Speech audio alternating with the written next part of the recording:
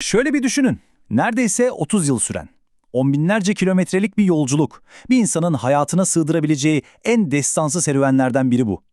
14. yüzyılın en büyük gezgini İbn Battuta, Fas'taki evinden hac için ayrıldığında onun nasıl bir maceranın beklediğini hayal bile edemezdi. Çin'den Batı Afrika'ya, Hindistan'dan Anadolu'ya kadar uzanan bu akıl almaz seyahatin şimdi en can alıcı, en önemli kısmına odaklanacağız. O uzun eve dönüş yoluna. Bu devasa yolculuğun son perdesi nerede başladı dersiniz? Dünyanın o dönemde bildiği en uzak ucunda. Yani Çin ve Hint Okyanusu adalarında. Artık eve dönme vakti gelmişti ama önünde hala binlerce kilometrelik bir yol uzanıyordu. Eve dönüş yolculuğu başlamadan önce nerelerde olduğuna bir bakalım. Kendi dünyasından ne kadar uzakta olduğunu anlamak için şu detaylar gerçekten büyüleyici. Mesela Çin'de güvenlik o kadar sıkı ki ülkeye giren her yabancının portresi çiziliyor. Ticaretin tamamı Avrupa'nın daha yüzyıllarca tanışmayacağı kağıt parayla yapılıyor. Maldivlere geçiyorsunuz, orada bambaşka bir dünya. Para yerine veda denen deniz kabukları kullanılıyor ve İbn Battuta bir yabancı olmasına rağmen o kadar büyük saygı görüyor ki 1,5 yıl boyunca kadılık yani hakimlik yapıyor. Fas'taki evinden ne kadar farklı dünyalara tanıklık ettiğini hayal edebiliyor musunuz?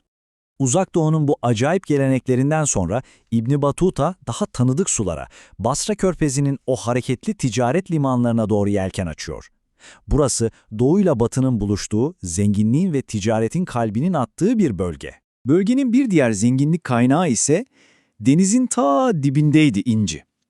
İbn Battuta'nın o keskin gözlemleri sayesinde 14. yüzyıldaki bu tehlikeli mesleğin tüm adımlarını bugün biliyoruz. Düşünün, yüzlerinde kaplumbağa kabuğundan bir maske, burunlarında yine kabuktan bir mandal, dalgıçlar biri ipe bağlı, nefeslerini tutup metrelerce derine iniyorlar, istiridyaları toplayıp yukarı çıkmak için ipi çekiştirerek işaret veriyorlar. Bu, o dönemin teknolojisiyle insan hayatının nasıl pamuk ipliğine bağlı olduğunun ve zenginliğin ne kadar büyük bir emekle çıkarıldığının canlı bir kanıtı.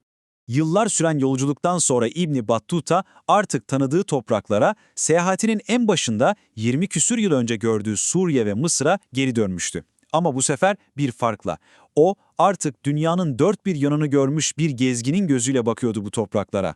İbn Battuta'nın dünyası ne kadar değişmişti bir düşünün. Artık Uzak Doğu'daki o kağıt para ve deniz kabukları yerine bildiği altın dinarlar ve gümüş dirhemler vardı. Yabancı yerel adetlerin yerini tanıdığı İslami gelenekler almıştı. Hatta Memlüklerin kontrolündeki bu topraklardan Türk ülkesi olarak bahsediyordu. 20 küsür yıl önce bir acemi olarak geçtiği bu yollarda şimdi dünyayı görmüş bilge bir gezgin yürüyordu. Bu da o dönemin güvenliği hakkında gerçekten inanılmaz bir detay.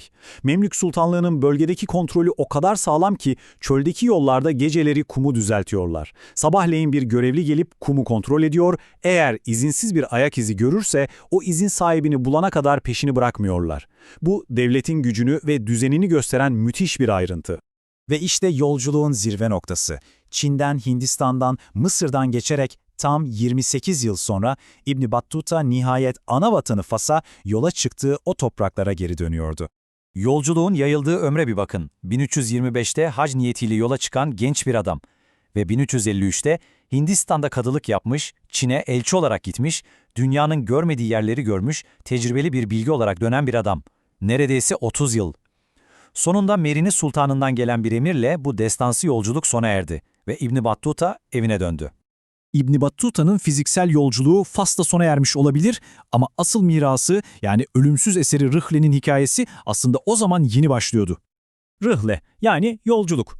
Fas Sultanı'nın emriyle İbn Cüzeyyi adında bir katibe bütün anılarını dikte ettirerek bu şaheseri ortaya çıkardı. Eserin tam adı bile amacının ne olduğunu o kadar güzel anlatıyor ki şehirlerin harikalarını ve seyahatin acayipliklerini düşünenlere bir hediye. Peki İbn Battuta'yı çağdaşlarından ve hatta Marco Polo gibi büyük isimlerden ayıran neydi? Sadece daha fazla yer gezmiş olması değil.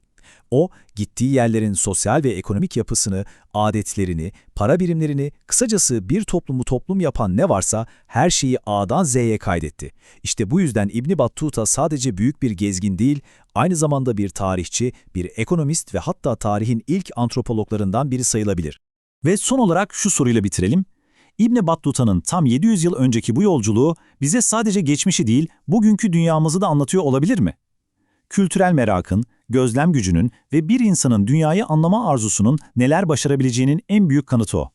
Onun yolculuğu, sınırların ötesine geçmenin değerini bize belki de her zamankinden daha çok hatırlatıyor.